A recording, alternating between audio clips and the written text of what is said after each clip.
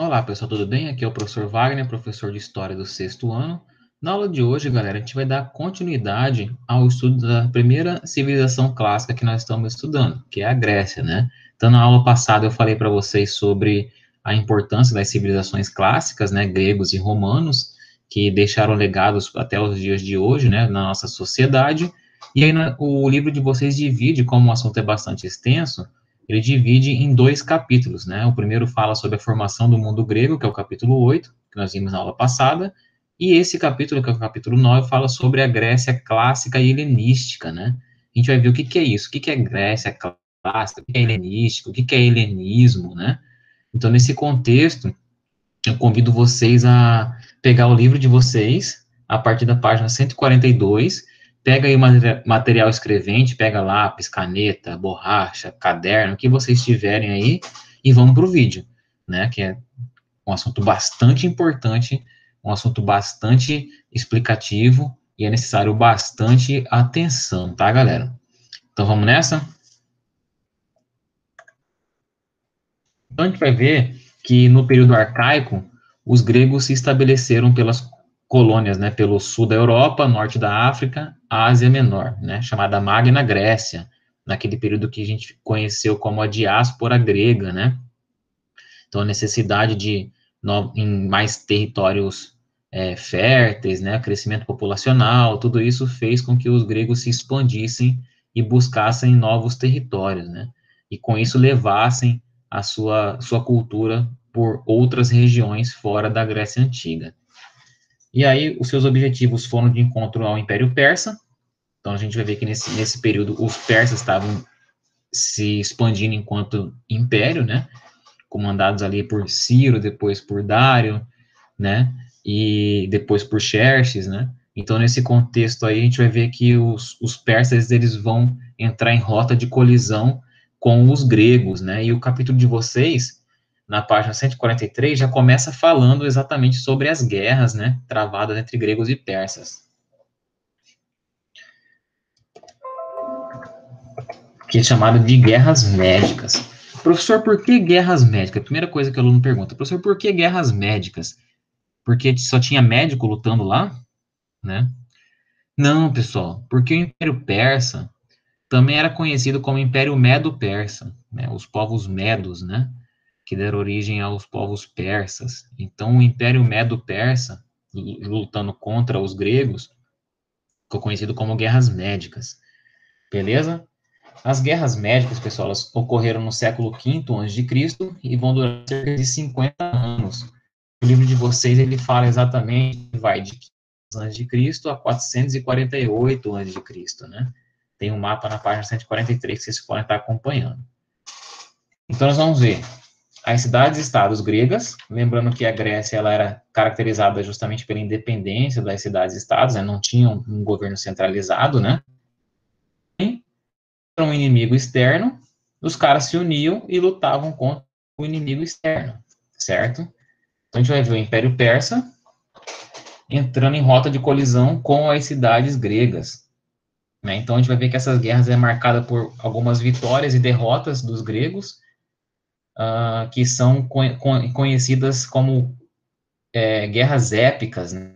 Ou seja, com alguns heróis, né? A gente vai verificar que esse termo épico é referente aos heróis, mitologia, coisas bastante valiosas do ponto de vista cultural. Então, nós vamos ter a Batalha de Termópilas, né, que inclusive tem o filme dos 300, que mostra lá o Leônidas, que é o rei de Esparta, lutando com seus 300 guerreiros contra um exército dos persas de mais de 1 milhão de soldados e tal, na Batalha de Termópilas. E aí nós vamos ter a Batalha de Salamina, que vai marcar um outro herói, que vai ser o Temóstocles, né, que vai lutar contra os persas ali na região de Atenas, nos portos, né, então vai ser uma batalha marítima, né, então travada com navios e tudo mais, Batalha de Salamina. Então, nesse contexto aí, a Grécia vai se unificar sob a liderança de Atenas, na chamada Confederação de Delos. Então, as cidades-estados, como Atenas estava sendo atacada, então as uniram para Atenas e todos os recursos eram enviados para Atenas para poder montar uma defesa bem forte, para poder estruturar a cidade e conter o avanço dos persas, né?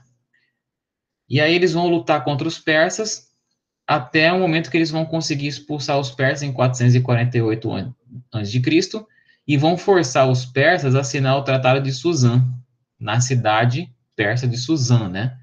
E aí vai marcar o fim do conflito entre gregos e persas. Professor, então quem ganhou? Na verdade, foi um acordo de paz entre os dois, né? Os gregos se consideram vencedores porque eles conseguiram expulsar os persas do seu território.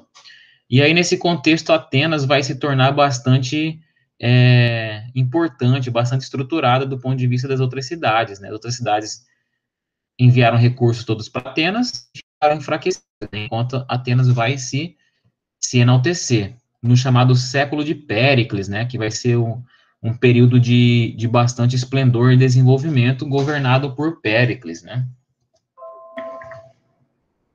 Olha aí o mapa aqui para vocês, ó. Algumas batalhas em Termópilas, Salamina, aqui nós temos Atenas, né, aqui nós temos Esparta, e aí os persas eles vinham daqui, ó, da Ásia Menor, tá? Então os exércitos persas marcharam aqui em verde, e a marinha persa vai começar a vir aqui em roxo, tá vendo? Beleza? Esse mapa tá exatamente igual na página 143, inclusive eu tirei do livro de vocês. 90% das imagens aqui eu tirei do livro de vocês.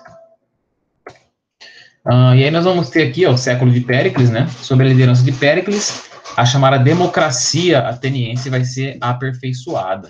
Então, Atenas vai ser um exemplo de democracia, né? Um governo onde o povo vai ter bastante importância, né? Nós vamos ver lá que com Clístenes isso começou, nós vimos na aula passada, né? Começou com Clístenes e o auge vai ser com Péricles, né? Nós vamos ter ali o Tribunal Popular, composto por 6.000 cidadãos, que vão ser responsáveis por julgar todas as causas, né? Os membros desse tribunal popular eram eleitos por sorteio. Nesse tribunal, o júri que era o juiz, ou seja, a maioria decidia, né?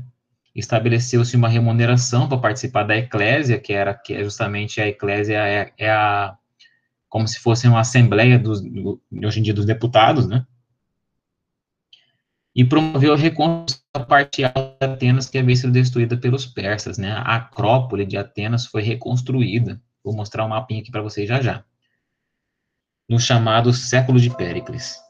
Professor, quer dizer que Péricles ficou um século no poder? Quantos anos ele... Não, galera, é que o desenvolvimento de Atenas no governo de Péricles foi equivalente ao desenvolvimento de 100 anos de uma civilização normal. Então, olha só, eles reergueram novamente, né, a Acrópole de Atenas, e aí nós temos aqui na página 144 do livro de vocês essas imagens. Então, a imagem aqui de baixo, nós vamos ter a Acrópole de Atenas, né, então nós vamos ver aqui, ó, esse desenho reproduz algumas construções na Acrópole, então o 1 aqui em cima, na legenda, nós vamos ter ali o Parthenon, que é uma construção bastante famosa de Atenas, até hoje existe, né, que está inclusive na imagem superior, nós temos ali a imagem do Parthenon, né, que foi construído em homenagem aos deuses, né. Depois nós vamos ter o Erechthon, em número 2, mais para a esquerda. O 3, que é mais lá embaixo, vai ser o teatro, deixa eu ver aqui, o teatro de Herodes, Ático. O 4 vai ser o teatro de Dionísio, que é maior, onde tinham as peças teatrais. E o 5º, que é o Templo da Vitória. Estou olhando no livro aqui, pessoal, porque a legenda aqui está muito pequena aqui na imagem, tá joia? E em cima nós vamos ter o Parthenon, que eu falei para vocês, que era um templo dedicado aos deuses, né? A deusa Atena, protetora da cidade-estado de Atenas. Beleza? Ok. Só que essa supremacia ateniense, ela vai incomodar em alguns aspectos as outras cidades e estados gregas. Até porque Atenas só conseguiu se recuperar porque as outras cidades se uniram para ajudá-la, certo?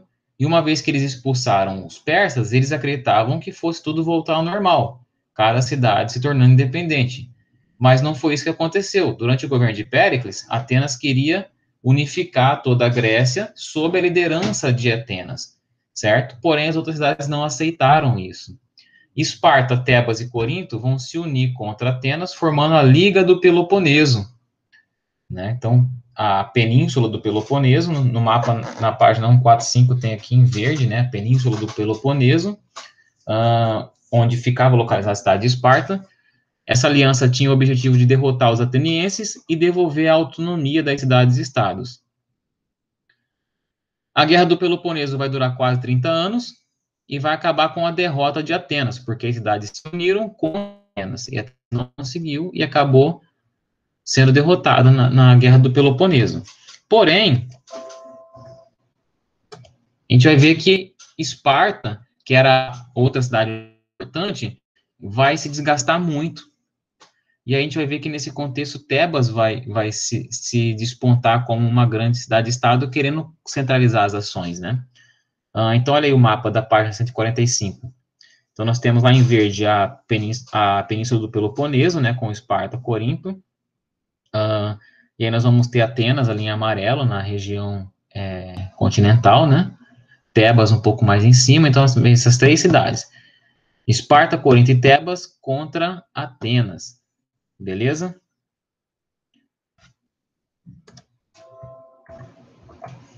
O exército espartano, que liderou a Guerra do Peloponeso, vai ficar enfraquecido. Nesse momento vai surgir a hegemonia de Tebas, que vai expulsar os espartanos do seu território e vai exercer a dominância entre os gregos. Então percebam que os conflitos internos vão acabar minando a resistência grega, né? Porque inicialmente eles se uniram para expulsar o inimigo externo, que eram os persas. Uma vez que os persas foram expulsos, os caras vão brigar entre si. Isso vai enfraquecer as defesas de todas as cidades e vai facilitar o avanço dos macedônios, liderados por Filipe II.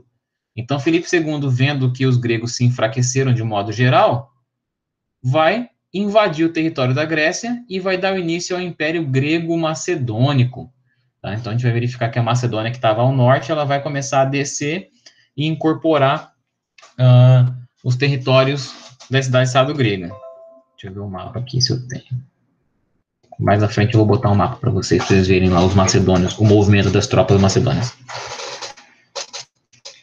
Então vamos lá, o povo macedônio ocupava o norte da Península Balcânica, devido à sua proximidade, estavam em constante contato, né? Filipe II acompanhou todo o processo das cidades gregas, preparou para a invasão e na chamada Batalha de Queroneia, invadiu os territórios gregos, né? Após a morte do Filipe II, vai assumir o trono macedônio Alexandre, também conhecido como Alexandre o Grande, né? E uma vez que Alexandre se tornou rei, ele vai dar continuidade à expansão macedônia. Então, ele vai tomar toda a Grécia, vai conquistar a Mesopotâmia, Oriente Médio, Índia e Egito. E vai fundar um dos maiores impérios da antiguidade, né? Então, a gente vê que Alexandre fundou cidades importantes, que ele deu o nome de Alexandria. Nós vamos ter Alexandria no Egito, Alexandria na Macedônia, Alexandria na Pérsia. Então, em vários lugares vai ter as cidades chamadas Alexandrias, em homenagem a Alexandre. Alexandre também foi responsável pela formação do chamado pensamento helenístico. Professor, o que é o pensamento helenístico? Então, o que vai acontecer? As Alexandrias vão servir de difusor da cultura grega, certo? Então, ele vai pegar e vai difundir a cultura grega no Egito, na Mesopotâmia, na Pérsia, então, na Ásia Menor. Então, vários lugares que eles vão conquistando, eles vão difundindo a cultura grega. Lembrando que Alexandre foi Aristóteles, que é um dos filósofos gregos bastante conhecidos, né? E aprendeu vários valores da cultura grega com Aristóteles e resolveu passar isso para frente, nas chamadas bibliotecas de Alexandre, né? Então, nós tínhamos muitas bibliotecas que deixavam essas escrituras relacionadas à cultura grega, e a gente vai ter uma miscigenação de culturas entre gregos e cultura principalmente oriental. E essa mistura de cultura do grego com a cultura oriental é chamado de cultura helenística, tá? Então, a gente vê aqui, ó, lá no primeiro tópico que eu deixei aqui. As Alexandrias foram importantes difusores da cultura grega, promovendo interação com culturas orientais, que ficou conhecido como helenismo. Então, se alguém perguntar para vocês o que foi o helenismo, foi a mistura da cultura grega com as culturas orientais, beleza? Isso tem que ficar bem claro, vocês não podem errar em hipótese alguma. E desse pensamento helenístico vai surgir algumas correntes de pensamento, como, por exemplo, o estoicismo. Professor, o que vem a ser o estoicismo? O estoicismo era uma corrente filosófica que era baseada na aceitação das situações boas e as situações más da mesma forma. Então, o ser humano ele vai ser feliz a partir do momento que ele consegue aceitar tanto coisas boas como coisas na sua vida. Então, esse é o princípio do estoicismo. Nós vamos ter o epicurismo. Professor, o que é o epicurismo? É a satisfação dos desejos do homem.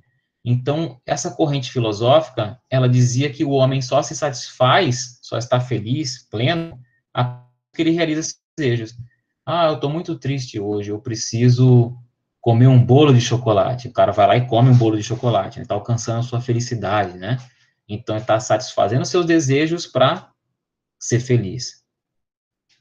E o ceticismo era uma corrente filosófica que dizia que o homem devia desconfiar de tudo, sempre questionando os acontecimentos, né? Então, principalmente os acontecimentos mitológicos, né? Peraí, mas foi esse mesmo que aconteceu? Será que Teseu enfrentou mesmo o Minotauro? Será que isso aconteceu dessa forma? Então, questionando para que as pessoas pudessem mostrar de forma prática como foi que tudo aconteceu. Beleza? Então, vejam quantas informações nós temos aqui da formação do pensamento helenístico, né? Olha aqui o mapa que eu falei para vocês do território macedônico. Então, nós vamos ter aqui, ó, da esquerda para a direita, de cima para baixo. Então, em laranjinha, nós vamos ter a Macedônia, que era só esse território ali em cima. E aí a Macedônia começa a descer e começa a conquistar o território grego. Olha a Península do Peloponeso bem pequenininha, a ilha de Creta ali embaixo. Então, já está em laranja, certo? Os macedônios tomaram a Grécia. Depois, eles começam a marchar um pouco para cima e para a sua direita. Então, eles vão chegar à Ásia Menor, vão chegar à Mesopotâmia, vão se estabelecer na Pérsia, e Golfo Pérsico, vão chegar até ali o Rio Indo, que é a divisa com o território da Índia, à direita. E abaixo, eles vão cruzar aquela região da Fenícia, né, que hoje em dia corresponde ao território da Palestina, vão chegar ao norte da África, na região do Egito, descendo ali pelo Rio Nilo. Então, olha só o tamanho do Império do Alexandre. Grande, né? Um dos maiores da antiguidade. E como é que ficou estabelecida a cultura grega antiga, né? Então, falamos sobre o período helenístico, formação do período helenístico, mas como que ficou estabelecida a cultura grega antiga? Então, os gregos vão, mesmo tendo influência dos egípcios, da Mesopotâmia, os gregos vão desenvolver conhecimentos filosóficos e artísticos bem característicos, bem próprios, né? Então, no período clássico, principalmente, que é antes do helenístico, nós vamos ter a produção cultural grega de maior destaque, né? Muitas obras gregas valorizavam o ser humano, propondo reflexões sobre o seu pensamento. O modelo grego de beleza buscava a representação das formas e do movimento humano. Então, percebam que o corpo humano é bem talhado, com os músculos, né? O mais próximo possível da realidade. As obras de arte e o pensamento filosófico estavam ligados à mitologia. Então, o que vem a ser a mitologia? A explicação das coisas. Então, os mitos gregos serviam para contar as histórias do povo grego, explicar a origem do mundo, explicar a humanidade. Por quê? Porque o povo grego, como a gente viu na Magna Grécia, eles se expandiram por vários lugares. E aí cada povo tinha a sua própria ideia, tinha a sua própria história de como que o mundo foi criado, como que o povo grego se estabeleceu. Então, isso era formado através dos mitos, com os heróis, com os deuses, né? Então, isso tudo era uma forma de contar a história grega. E aí, dentro da cultura grega, nós vamos ter as artes. Olha essa imagem que eu coloquei aqui. Vocês devem conhecer essas duas máscaras, né? Que é a tristeza e a felicidade. Representa o teatro grego, tá? O teatro grego vai ter bastante importância nas festas em homenagem a Dionísio, que é um dos deuses gregos, né? Então nós vamos ter a comédia, que é essa máscara rindo, e a tragédia, que é a máscara triste, com peças sendo encenadas ao ar livre, que ajudava o povo a refletir sobre a cidade em que eles viviam, ao como eles viviam, a forma que viviam e tudo mais, né? Nós vamos ter na literatura o destaque para Homero, que vai ser autor de duas obras bastante importantes, que contam bastante sobre a vida, a organização social grega naquele momento, que é a Ilíada e a Odisseia, são duas obras bastante importantes, que são consideradas poesias épicas. Professor, o que é poesia épica? O livro de vocês fala que poesia épica, eu vou ler exatamente como está aqui. Poema que são narrados, feitos grandiosos de um herói, geralmente de caráter fantasioso, também chamado de epopeia. Então, vejam lá, eu li exatamente como está no livro de vocês. A descrição, né, a definição do que vem a ser uma poesia épica. Então, ou seja, é uma poesia baseada num conto heróico. Então, nós temos um herói central.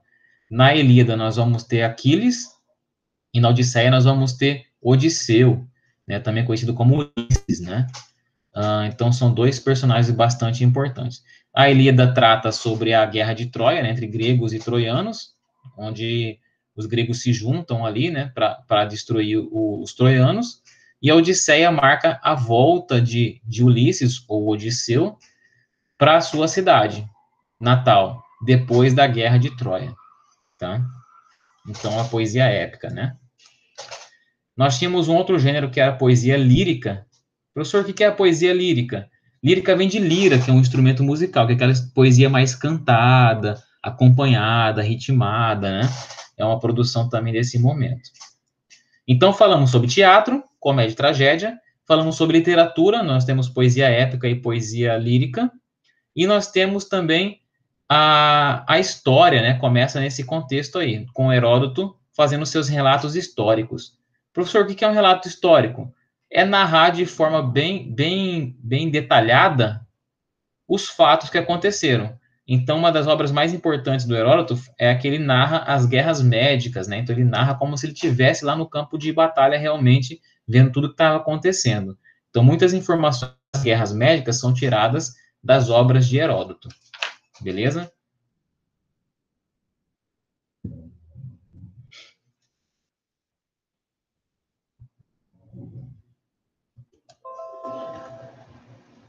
A filosofia grega. Nós vamos ver que essas migrações deram origem a uma miscigenação de povos, como eu falei para vocês, e daí surgem os mitos, né, sobre a origem do mundo, e aí os gregos começam a buscar uma explicação racional para as coisas, e vai dar origem à filosofia, que é uma corrente de pensamento, né, onde a gente vai verificar que eles vão buscar a explicação racional para as coisas. Então, as primeiras correntes filosóficas se baseavam na observação da natureza. Depois nós vamos ver Pitágoras fazendo a observação relacionada à matemática, né, à perfeição. Dizia que tudo no universo é relacionado aos números, à perfeição e tudo mais. E depois nós vamos ver os sofistas, que defendiam a democracia e o desenvolvimento das polis, né, das cidades. Acreditavam na existência de visões diferentes sobre o mundo. Então, peraí, não. A gente tem que buscar uma explicação racional, os sofistas acreditavam, porém, a gente precisa entender que há diferenças entre os povos, né? Então, a principal característica dos sofistas é acreditar nessa visão diferente sobre o mundo de povos, né? Então, nós vamos ver que os povos que vivem em determinado lugar, eles vão ter uma realidade e outros povos têm outra realidade. Aí eu pergunto, isso é atual? Sim, né? Nós temos, por exemplo, uma criança que nasce nos Estados Unidos tem uma realidade diferente de uma criança que nasce no Brasil, né? Então, tipo de cultura, toda a visão de mundo se torna completamente diferente, né? Beleza? E ainda falando sobre filosofia, nós vamos falar sobre ética. O que vem a ser a ética? é a busca de você organizar a sociedade dentro de normas, regras, comportamentos, né? Então, nesse contexto da ética, nós vamos ter destaque para Sócrates, que vai fazer duras críticas ao governo ateniense, principalmente no período da Guerra do Peloponeso. Ele vai acusar o Péricles, né, que era o governante ateniense, de falta de ética, né, de agir contra o que eles acreditavam, né, de agir contra as convenções, né, a organização social grega. Platão vai ser outro filósofo grego que defendia que cada coisa do mundo material seria mutável e passageira, corresponde a uma ideia imutável e duradoura.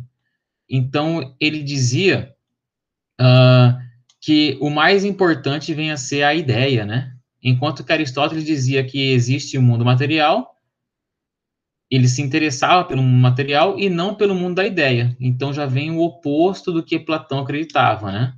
Então, a gente vai ver que esses caras, eles se complementavam. Os estudos de Aristóteles vêm depois de Platão, então eles vão se complementando, né? E Aristóteles vai ser o professor de Alexandre o Grande, né? E vai impulsionar o estudo da lógica, ou seja, a busca pela razão, né?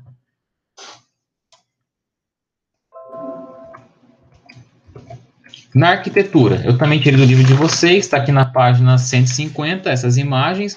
Nós vamos ter diferentes técnicas de construção. Nós vamos ter as técnicas dos jônios, dos dórios e dos corintos, né? Então, nós vamos verificar aqui, ó, na primeira, lá em cima, à direita, nós vamos ter o Paternon, né? Que é um exemplo de construção de estilo dórico, né? Então, olha lá os pilares lá em cima. Mais aqui à esquerda, nós vamos ter o Templo de Zeus, que é ao estilo corinto, né? Onde nós vamos ter uma espécie de copo nos pilares lá em cima, né? Então, percebam que nós temos a viga e os pilares. E lá na cabeça, onde liga o pilar à viga, é que nós temos a diferença nas construções. E mais embaixo nós temos o Templo de Atena Niké, que é estilo jônico.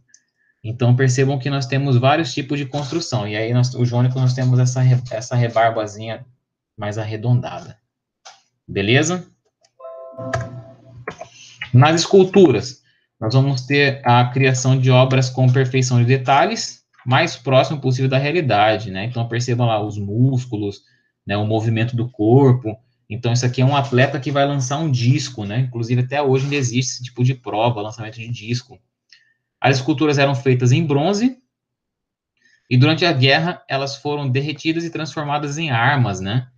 E depois os romanos, eles vão representar isso novamente feito em pedra, né? Vão tentar rebuscar essas retratações gregas. Na música, a música está associada à política e rituais religiosos, fazia parte da educação de jovens de elite, ao lado da filosofia e das ciências. Então, percebam que nem todas as pessoas tinham acesso ao estudo da música. Ao lado, eu coloquei aqui uma imagem onde nós vamos ter alguns instrumentos musicais, né? A lira, a harpa e a cítara, né?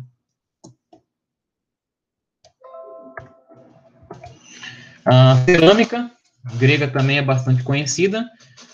Então, eles retratavam nas cerâmicas cenas do cotidiano, rituais, rituais, cerimônias de sacrifício aos deuses, diversas situações do cotidiano. E existia vasos para diversos fins, né? Nós tínhamos os vasos que serviam de depósito, para armazenagem, né, de coisas, nós tínhamos o vaso com a boca menor, que serviam para servir como jarra, né, para servir líquidos, né?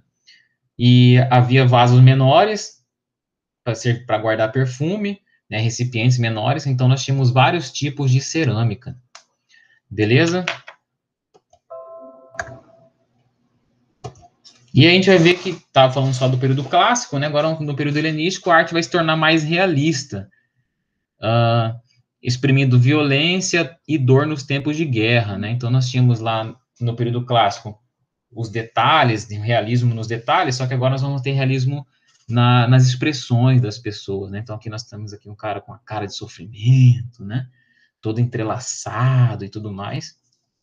Na arquitetura, como esses caras tinham, no período helenístico, a fusão da cultura grega com a cultura oriental, nós vamos verificar que eles pegaram muito dos persas nessas grandiosidades, nesses luxos das arquiteturas, né, colorido e tudo mais.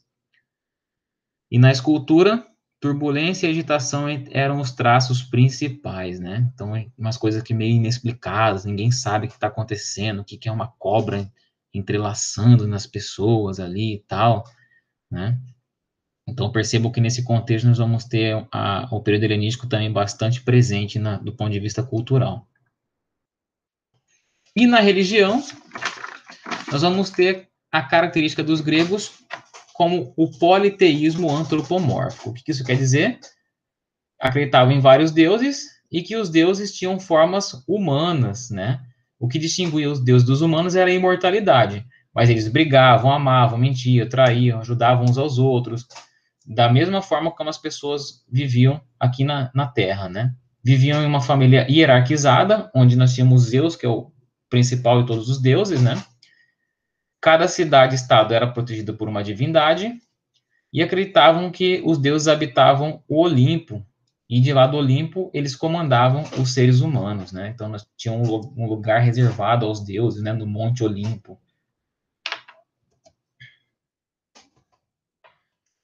Ainda falando em deuses gregos, nós tínhamos lá Zeus, soberano dos deuses, Hera, que era a esposa de Zeus, protegiam as mulheres e os casamentos, Atena, que era filha de Zeus, protegia as oliveiras e era protetora da cidade de Atenas. Em homenagem a Atena foi construído o Partenon, que é aquela obra, né, aquele templo lá, que a gente já viu. E da relação entre deuses e humanos, que podia existir, né, relação entre homens e mulheres, né, surgiam os heróis. Os heróis, eles tinham o poder de deuses, mais a mortalidade dos seres humanos. É o caso de Hércules, Teseu e Aquiles, né? Então eu coloquei essas três imagens. Hércules, mais em cima, cara, pela força, né? Então, ele tinha a força de um deus, mas ele era mortal.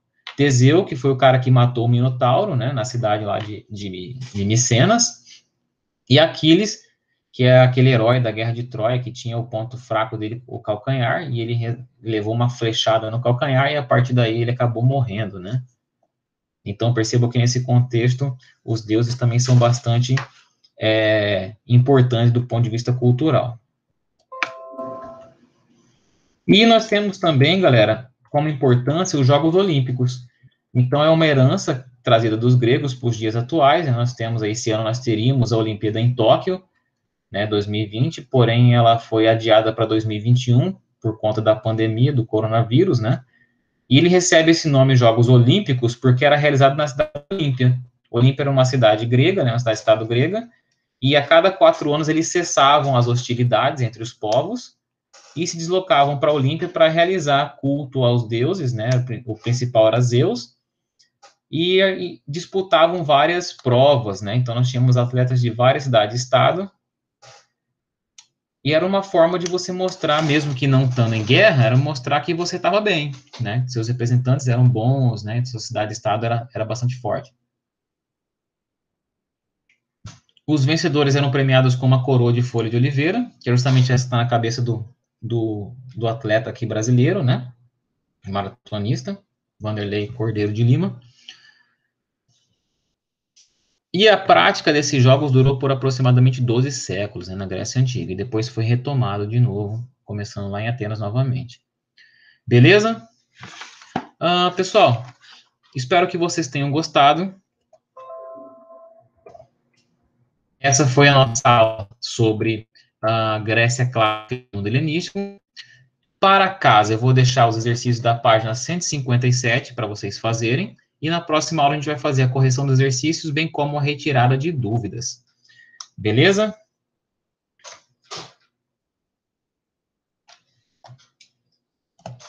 Espero que vocês tenham gostado. Qualquer dúvida, já sabem onde me procurar. Lá no Instagram, @WagnerFranco_de_Arruda. Pode me procurar, dar o direct e responde, na medida do possível. Tá joia? Um beijo grande a todos. Até a próxima. Fui.